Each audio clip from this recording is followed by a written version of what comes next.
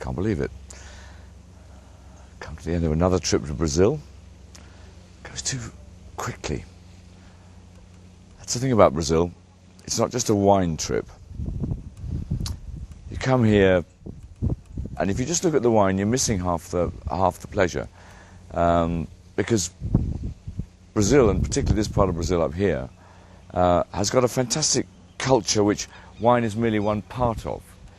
And that's where this whole Italian thing from North Italy, from Veneto, from Valle, Trentino, all these places, that really matters up here, because they've got a wonderful North Italian view on eating and on life, which comes through all the time. And I must admit, one of the things that I find about the wine is that they've got slightly caught in a French approach to wine, and they're basically people whose roots and whose blood and whose passions are Italian. And this is probably one of the paradoxes for the Serra Gaucha region to consider. They've got all these grapes like Merlot, Cabernet, Cabernet Franc, Tannat, Chardonnay. They're all sort of Frenchy kind of things. What I'd like to see more up in these gorgeous forested hills up here is more sense of where they came from and the grapes they brought with them. I'd like to go back to northern Italy and find grapes like Corvina, Molinara, Rondinella, Lagrein. I know there's Lagrein here. I've tasted a lovely Lagrein. Refrosco. Now that's from northern Veneto. I've tasted a couple of Refroscos. Teroldego. We know you got Teroldego. I've tasted 2 or 3.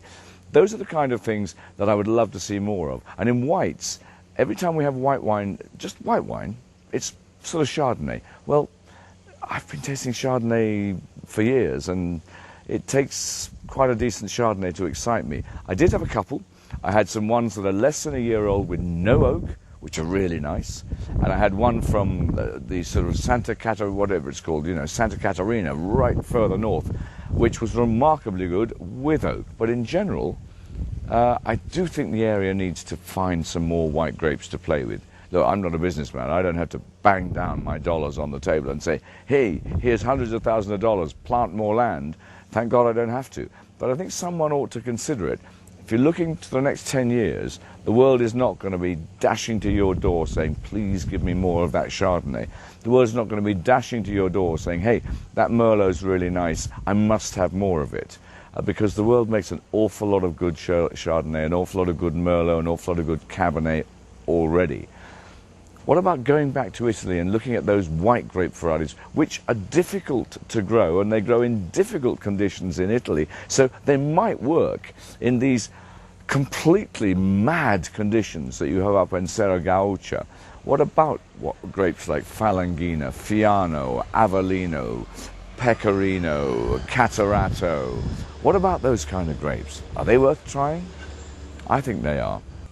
The Brazilian personality, the brightness, the passion, the laughter, the dancing, the joy. Well, you do that already with your wines. You've got the most fantastic muscatel sparklers, easily world class. You've got this beautiful version of muscat called white muscat, which you seem to have and no one else seems to have, with higher acidity, lovely perfumed fruit. Now, you make really good use of that. I would go on making use of that. Keep it as fresh as possible, make it as bright as possible. Don't put the sugar too high, doesn't need it.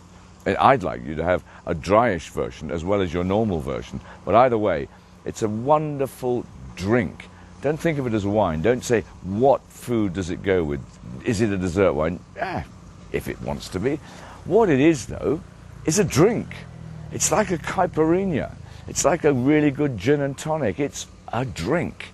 That's what your sparkling muscat is, and that's how it should be sold. Your Charmat sparkling wines, the dry ones, made from Chardonnay and Pinot Noir, are fantastic. The quality that comes through in those at a low price is absolutely superb. Right round the world you find Charmat wines. They're almost always rubbish. Yours are really good. And then you've got champagne method, traditional method wines on top of that, which are even better. So the whole of your sparkling wine world seems to be in good nick, and by the look of it, going around the wineries, you're actually expanding sparkling wine production, intending to do more of it, I would say that's absolutely fantastic news. I don't think that Brazil has found necessarily its best vineyard areas yet. The Brazilian wine culture is a young one. Hey, there's nothing wrong with that. It's a great idea being young. Being an old one really gets in the way quite often. New Zealand, that's a really young wine culture. Chile, that's a really young wine culture. It's not old, it's young. Argentina, it's really young. Australia's only 30 or 40 years old. South Africa, the real South African wine culture, the one that makes lovely wine, 5 or 10 years old. So youth is actually great. And the thing about youth is you should be able to do whatever you want. Try out everything. So I'm slightly concerned about the way things like your DOs here are starting to close things down, saying, oh, you can only plant these grapes, like the Valle de Viñedos has to be 60% Merlot to be in the DO there. Why? I mean, you say, oh, because Merlot's well adapted here. Fine. If it's well adapted, the market will find it out and say, we like your Merlots. You don't need a law to actually say you must have Merlots, when the next guy might say, I want to do Cabernet Franc, which is a very good grape, by the way. I wish I could see more of that. But some other guy might say, I've got this new grape from anywhere, from Portugal, from Spain, from somewhere else in France, from Austria, from Russia, from China. I don't know. But why can't he plant it here if he's got a nice vineyard here? I don't see there's any reason that you should say you can't plant it. That's not what we do. That's a mistake that happened in Europe. That's why France got into such trouble. That's why Spain and Italy lost their market share to places like Australia and California and New Zealand, where they don't talk like that. They just say, are you any good? Plant what you want. And if you're any good, we'll buy it. That's a much better way to look at life. And I think that is beginning to happen down in the south. I've got high hopes of Serra del Sureste. That seems to me an area which might be a new world for Brazil. I've got high hopes of Santa Catarina up in just north of the state. I think that I've got high hopes there that high altitude but decent sunshine, cold nights, warm days might really produce some tremendous stuff. They're both new areas. They've both got just a few hundred hectares of plantations so far. But I would put some money on those being new world areas. Serra Gaucha, well, if it's going to just stick with the grapes it's got, it's going to be an old world area. Nothing wrong with that. You know, there's a very strong old world feel about Bento Gonçalves. There's a very strong old world feel about these beautiful hills and dales and valleys and forests, and just everything about this here feels old world, and beautifully so. It's the old world of Piedmont, it's the old world of Trento, it's the old world of the northern Veneto. So that's absolutely fantastic. But if your wines are correct, technically good, but slightly old world as well, that's a decision you have to make. If you want to stick with your Merlots and Chardonnays and stuff, that's fine. Just make them as well as you can. But one thing I would say that sort of may make you change your mind is you seem to be able to make wines really well around the Serra Gaucha area with low alcohol. And that's a special ability. You can get flavor and texture and balance in red wines at 12, 12.2, 12.5 alcohol. That's rare. Now, we've all loved that idea, coming out into this lovely, warm Brazilian world. But the mood around the world is that we want to drink more wine, but drink less alcohol.